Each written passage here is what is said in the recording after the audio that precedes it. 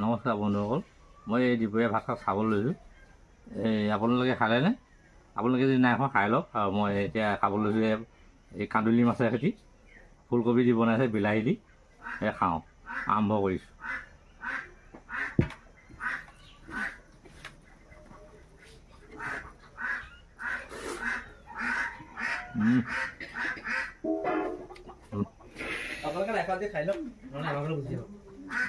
মজা লাগিছে পাচলি।